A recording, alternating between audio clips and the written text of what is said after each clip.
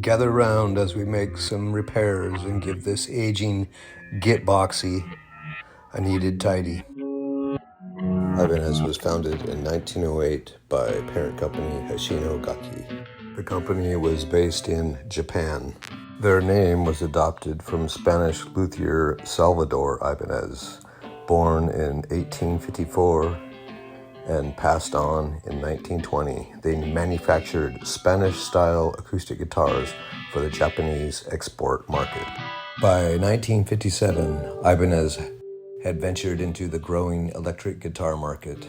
In this era, Ibanez simply became a marketed brand and did not manufacture their products. Their designs were contracted out by factories such as Kaizo, Gaiatone, Tama, Taisco, and Fujigen.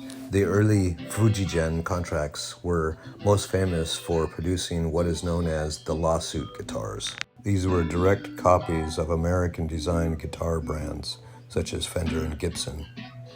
Gibson sued Ibanez in 1978. The two companies settled out of court. Thus, Ibanez introduced their own models since the 1980s, building their own unique brand, growing into one of the top guitar brands.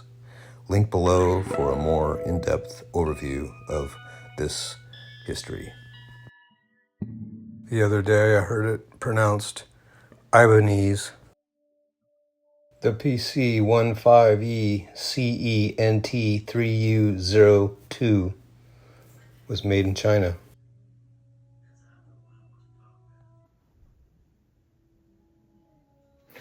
All right. Got her there on the bench, checking the relief. Now we'll take off the strings.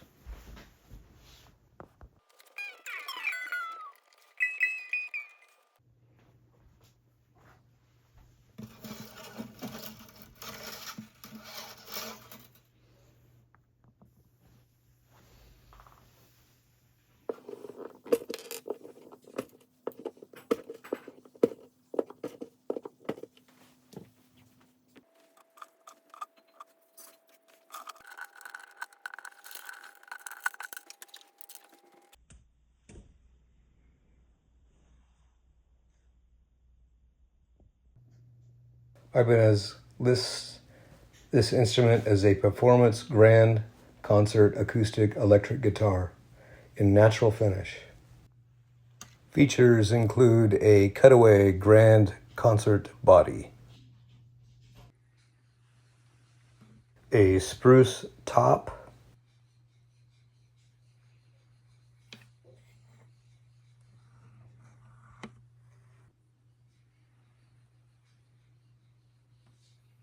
mahogany back and sides,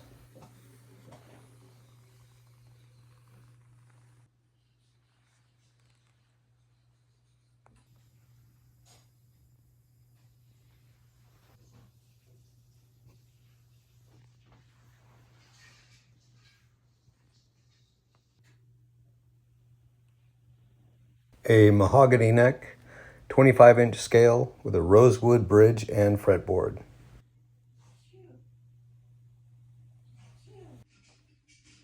Chrome die-cast tuners. The Ibanez undersaddle pickup. The Ibanez AEQ 2T preamp with onboard tuner. It also comes with the Ibanez Advantage bridge pins, although I've replaced these. Case sold separately. This is a mid-low priced instrument. You can pick one up from $229.99 to $259.99, used for about $150.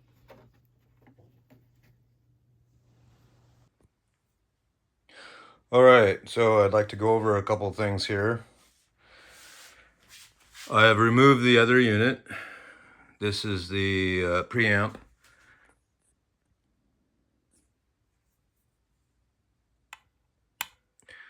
This died. I unfortunately put the battery in backwards, and as soon as I did that, it no longer functioned. and I put the battery in here backwards and slid it in, and after that, no worky. I was unable to get the actual Ibanez branded unit with this number here, whereas when I went on to eBay, I found the exact unit. It's just not, if by putting in this number, I was able to get this unit. It's the exact same damn thing, except for it doesn't have this name on it or the printing of this, and we've got a few different colors, but the dimensions are exactly the same, and the plugins for it are identical. So if you go to our little holy hole here, 2 plugins put this into play. I'm calling bullshit on Ibanez's cutout here. I think they could have created a jig and got that a lot better than this. Although you got to understand that this was a high production instrument. Many of these were made. You can still buy these. Links are below if you were to want to go down this route. Anyway, I'm going to give some of the pros and cons of this throughout the video. The eBay unit came with all the cords, all the hardware, and the transducer or piezo pickup that goes in the bridge. I'm not going to use any of this. I can utilize this though for another instrument down the road. All I needed was this replacement unit.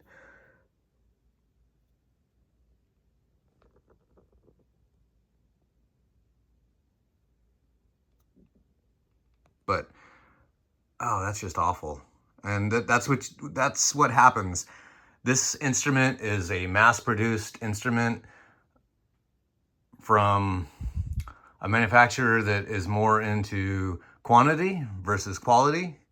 Yeah, so this guitar itself is just one of my beaters. I always believe that you need to have a beater around, one that can take some abuse, get kicked around, and not be a heartbreaker when it gets a dent. Speaking of dents, right there, right down the mahogany, that was out on the deck.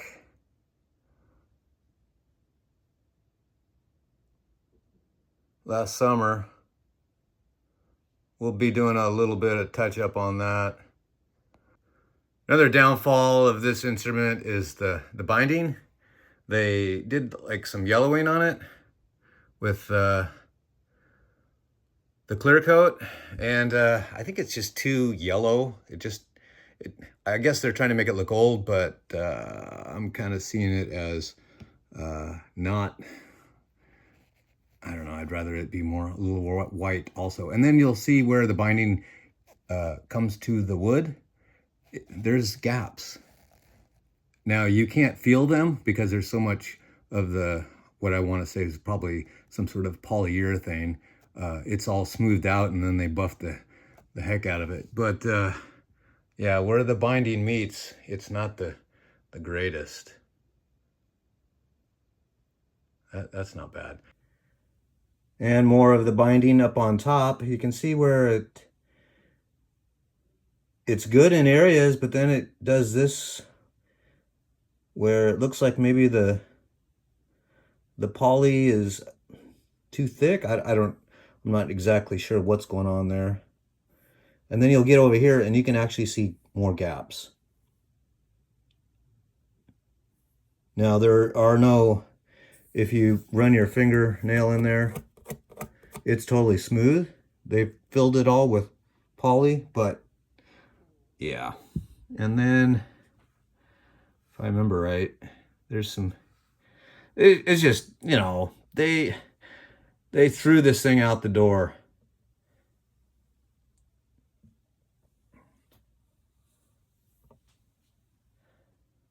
But it does its job. It's an old acoustic. And then here at the bridge pins, I've replaced these. These are not what came with it.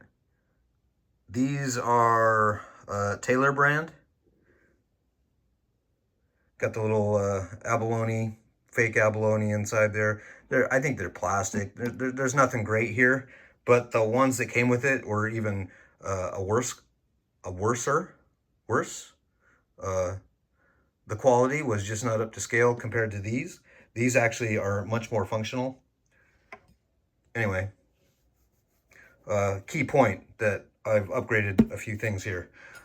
Major upgrade is dirt and grime. This instrument is filthy. Before I made this video, I opted not to clean it. This has been sitting around for a moment because I knew it needed work. The strings I took off it are gross. They were so unexcitingly dead. Anyway, it's gonna get new strings, and we'll doctor some stuff up. Getting back to this unit, it's gonna be simply plug and play, and then screwing it back in, and we should be good to go on that. Before I took the strings off, I checked the relief in the neck. I did a little bit of adjustment with the truss rod, and we're good. I'll check it again once I get strings on it.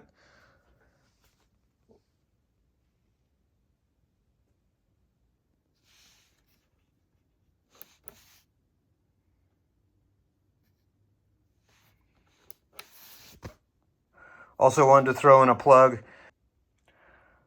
A lot of the stuff that I'm doing in my videos, there's not a lot of skill involved.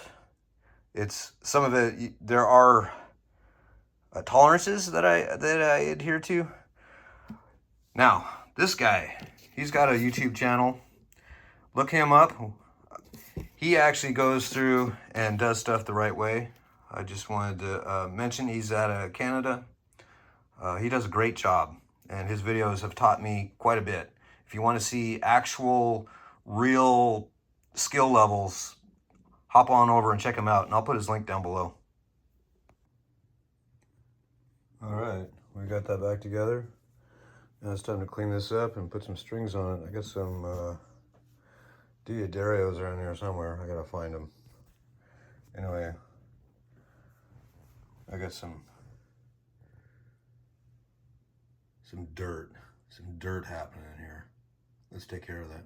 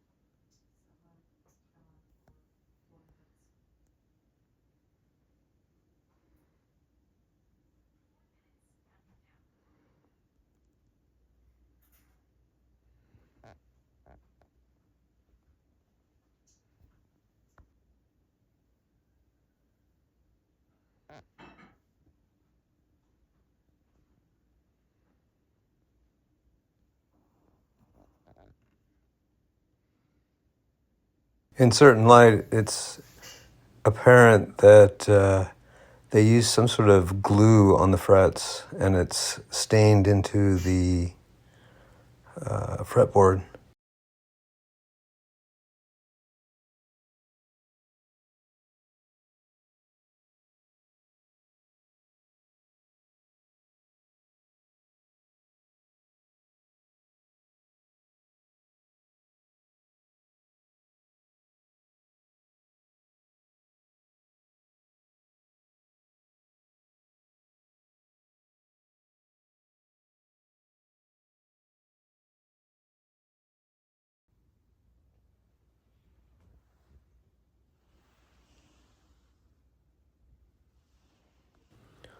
For the small dent repair, I'm going to seal up the wound with some shellac.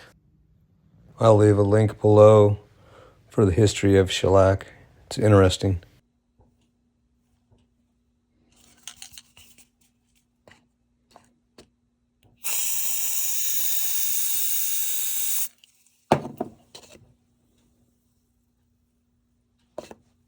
Once the shellac had dried, I put some polyurethane over the top to seal it all in.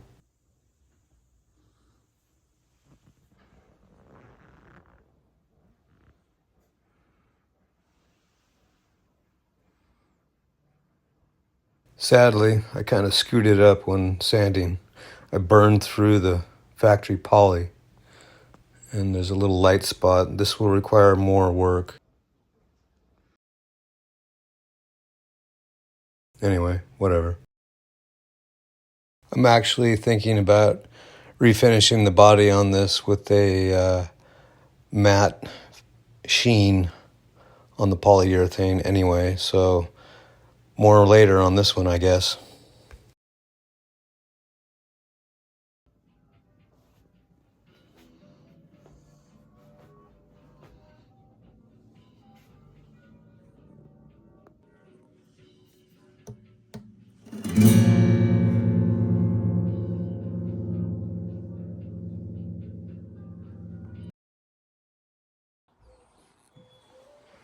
And to make this video absurdly longer, I'm gonna throw in some footage of the pedal board I built for my bass. Enjoy.